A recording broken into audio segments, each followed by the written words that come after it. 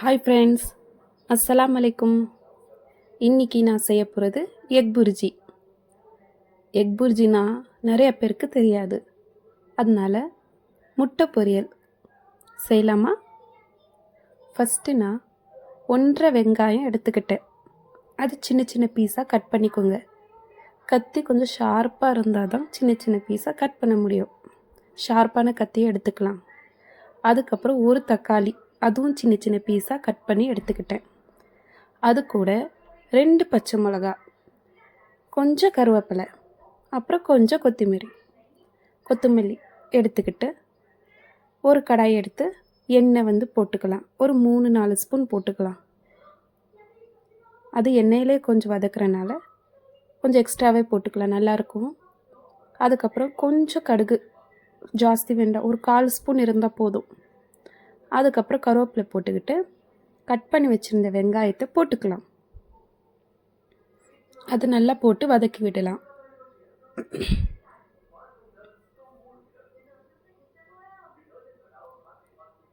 அது கூடவே ஒரு 1/2 ஸ்பூன் உப்பு போட்டுக்கலாம். ஏன்னா இது கொஞ்சம் உப்பு கூடிருச்சுன்னா சாப்பிடவே முடியாது. அதனால் உப்பு கொஞ்சம் கம்மியாகவே போடுங்க. உப்பு ஜாஸ்தியானாலும் தான் சாப்பிட முடியாது, கம்மியானால் ஓகே, சாப்பிட்லாம். நான் புதுசாக வீடியோ எடுக்கிறதுக்கு ஒரு ஸ்டாண்ட் வாங்கியிருக்கேன். இன்றைக்கி அதில் தான் ட்ரை பண்ணியிருக்கேன். இதுக்கு முன்னாடி வீடியோ எடுக்கிறதுக்கு ரொம்ப கஷ்டமாக இருந்துச்சு. ஒவ்வொன்றா பிடிச்சி ஒரு கையில் ஃபோனை பிடிச்சிக்கிட்டு ஒரு கையாலேயே செஞ்சிட்டு இருந்தேன். இப்போ கொஞ்சம் ஈஸியாக ஆயிடுச்சு.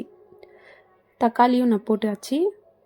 அதுக்கப்புறம் கொஞ்சம் மஞ்சத்தூள் போட்டிருக்கேன். அதுக்கப்புறம் கொஞ்சம் தனியா பொடி போட்டுக்கோங்க. தனியா பொடி போட்டாச்சு. அதுக்கப்புறம் கொஞ்சம் மிளகாத்தூள் போட்டு நல்லா மிக்ஸ் பண்ணி விடுங்க. கொஞ்சம் அடி பிடிக்காமல் இருக்கிறதுக்கு நான் கொஞ்சம் தண்ணி போட்டாச்சு. தண்ணி கொஞ்சம் போட்டுக்கோங்க. போட்டு கொஞ்சம் மிக்ஸ் பண்ணி விடுங்க.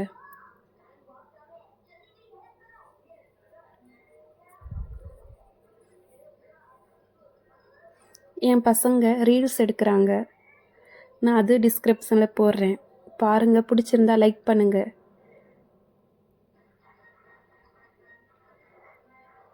அப்புறம் நான் 2 முட்டை எடுத்திருக்கேன். 2 முட்டை உடச்சி ஊற்றிக்கலாம். பாருங்கள், நல்லா ட்ரையாக இருக்குது. வெங்காயம் தக்காளி எல்லாமே கொஞ்சம் ட்ரையாக ஆயிடுச்சு. 2 முட்டை உடச்சி ஊற்றிக்கலாம். ஊற்றி உடனே மிக்ஸ் பண்ணி விடாதீங்க. கொஞ்ச நேரம் வெயிட் பண்ணுங்கள். உடனே மிக்ஸ் பண்ணால் திரியாக வந்துடும். அதனால் கொஞ்சம் நேரம், ஒரு 2 மினிட்ஸ் முடிஞ்சோடனே கொஞ்சம் பெப்பர் போட்டுக்கிட்டு நல்லா மிக்ஸ் பண்ணி விடலாம். ஒரு 1/2 ஸ்பூன் எடுத்திருக்கேன் நான். இது எங்கள் வீட்டில் அடிக்கடி செய்வோம். எங்கள் வீட்டில் எல்லாருக்கும் ரொம்ப பிடிக்கும். குழம்பு தீந்துருச்சு, இல்லை மத்தியானம் ஃபங்க்ஷன் போயிட்டு வந்தாச்சு, நைட்டு என்ன செய்யலாம் அப்படின்னு யோசிக்கும்போது உடனே ஞாபகம் வர்றது சப்பாத்தியும் எக் புர்ஜி. அதுதான் செய்கிறது. இங்கே பெங்களூரில் எக் புர்ஜி, நிறைய பேர் எக் புர்ஜி தான், நிறைய பேர் எக் புர்ஜி சப்பாத்தி ஃபேவரெட். இங்கே எங்கள் ஊர்லலாம் முட்டை பொரியல்னு சொல்லுவோம்ல, நாங்கள் நிறையா இது எங்கள் ஊரில் ரைஸ்க்கு, குழம்புக்கு, அதுக்கு தானே நாங்கள் சைடிஷாக வைப்போம். இங்கே சப்பாத்திக்கு, ரொம்ப சப்பாத்திக்கு தான் இங்கே ஜாஸ்தி சாப்பிடுவாங்க. எதாச்சும் கேட்டாங்கன்னா சப்பாத்தியும் எக் புர்ஜி செஞ்சேன்னு சொல்லுவாங்க. எங்கள் வீட்டில் எல்லாருக்கும் இது ஃபேவரெட். முட்டையை நல்லா மிக்ஸ் பண்ணி விட்டாச்சு. பாருங்கள், நல்லா வந்திருக்கு. அதுக்கப்புறம் கொஞ்சம் கொத்தமல்லி போட்டு சர்வ் பண்ணிக்கலாம். அவ்வளோதான், முடிஞ்சிருச்சு. எக் புர்ஜி ரெடி ஆயிருச்சு.